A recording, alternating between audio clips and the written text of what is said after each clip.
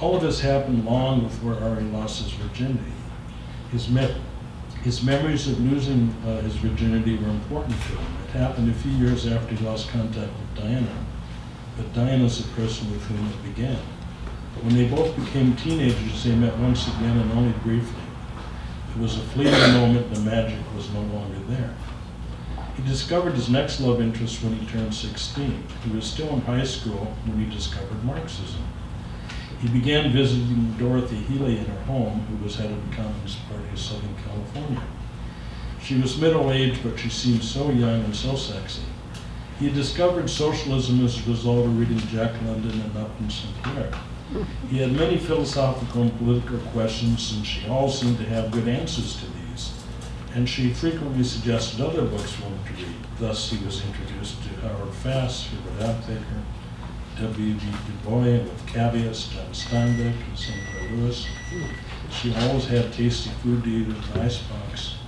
He would visit her for hours. She had the answers to all the great philosophical quandaries that lied bedeviled him, and talked about men and women with considerable wisdom as well. It was obvious that she was not going to be a teacher of these matters. Sad to say, his hunt for love would continue elsewhere. In the early 60s, he became a student at Los Angeles City College, and mostly he burrowed in his dreary brick apartment building, reading a lot of Dostoevsky and such, and thinking about the coming American Revolution that everybody was convinced was inevitable. Somehow, revolution and getting laid were invariably linked. After a while, even the revolution was dimming in importance compared with the pain he was feeling. It was driving him crazy. He couldn't think of anything else. He used to, quote, talk philosophy for hours, but now he talked only one thing. It was driving his friends crazy. He had two friends in particular, a couple in their 20s, who had taken him under their wing. He was pretty certain a woman would have introducing, and their husband was an easy, friendly sort who might have given his permission. But instead, she chose another route. She began to talk to him about what he needed to do to get laid. Her husband also tried to make suggestions. Somebody has to get this guy laid, they said to each other. So both of them, who were graduate students at UCO in physics and economics, helped him strategize. And it became a cheering session. One night they took him to a party of graduate students like themselves, but also younger people like Ari. Maybe tonight will be your lucky night, she said. Ari got scared as they got closer to the party. What happened if it actually happened, he blurted out, and then grumped at how ridiculous it sounded. Listen, she said, I'm sure you're not the only virgin who will be there tonight. You know, maybe you should be direct about it. I bet if you ask 10 women, one will say yes. He was silent as he contemplated the suggestion. Just try it, she said. It's really not that big a thing, her husband said. Even if he was scared, he realized tonight had to be the night. He got tipsy enough to feel confident asking around. He didn't consider if women were attached or handsome. One woman slugged him. A couple others seemed to consider his suggestion seriously. Finally, one woman, she was younger than most of the women who were there, said nothing. Her face was rather plain looking, but her body was well rounded. She didn't smile. She seemed a bit too serious about the subject, but Ari wasn't being picky. Okay, she said, drawing out the L of the K. And go to my place, it's close by. She took him to a 4-story brick building that might have been pretty grand 60 years ago, but now had fallen on hard times. It had an ornate lobby that led to a large courtyard full of ivy growing up the walls and tall palms. Each of the apartments looking toward the courtyard had iron balconies that looked a bit too rickety for sitting comfortably.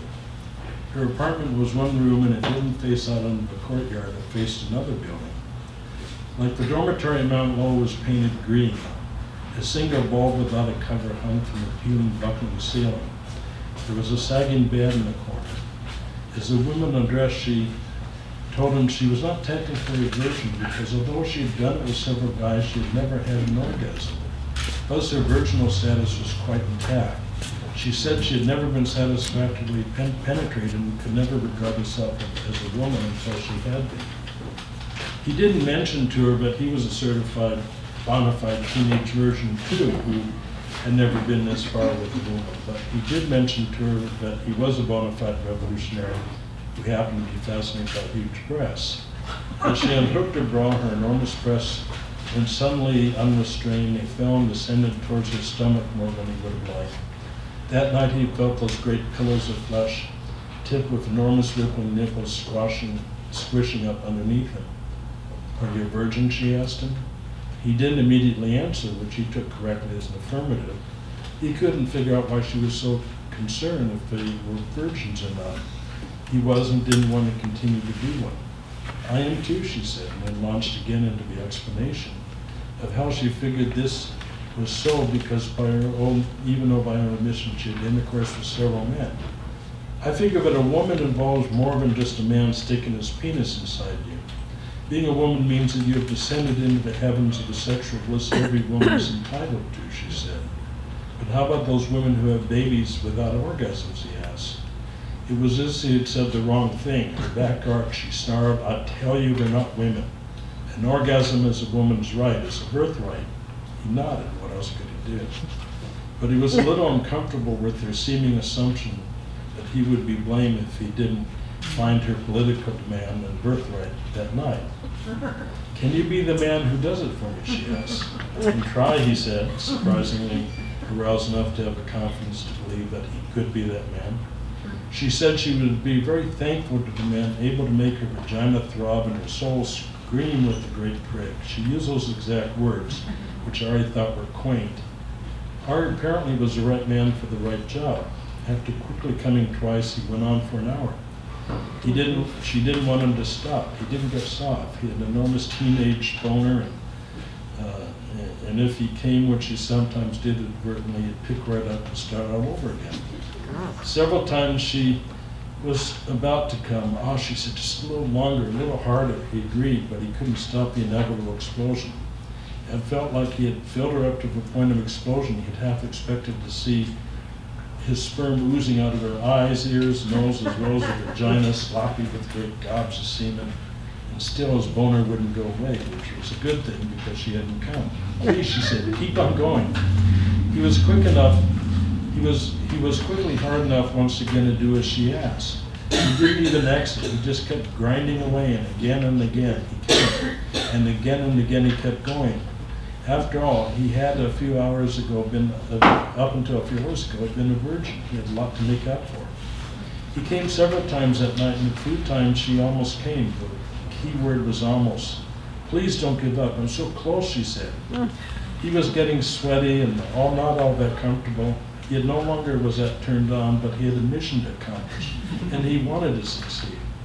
He carried on for 8 hours like this. And as the sun began coming up, she moaned, groaned, and hugged him until he couldn't move.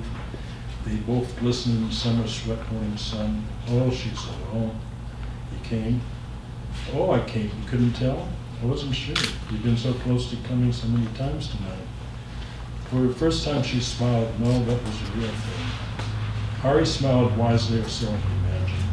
He saw his young, arrogant face on the silver screen as he smiled, and rolled over and slept for a couple hours, and he woke again to the sun streaking in from overhead. It must have been noon. He studied her face. It seemed softer, happier than it had been the night before. "Maybe," he said to myself, "I'm going to be a great new lover, and women will come to me from miles around." Perhaps she was not the most beautiful woman he had ever seen, but she was, for the moment, his. She lay there beside him after a night of intercourse with a smile on her face. She could have been his if he wanted, perhaps forever, but he knew he didn't want that. There was something too prosaic and plain and depressing about her. Next time he would get someone better. He deserved better next time, he told himself. But he felt she should have been honored to have been his first conquest. He never found out if she was thusly honored because he got up and slipped away, never to see her again. He wondered, though, if she'd ever realize how lucky she'd been to be with him.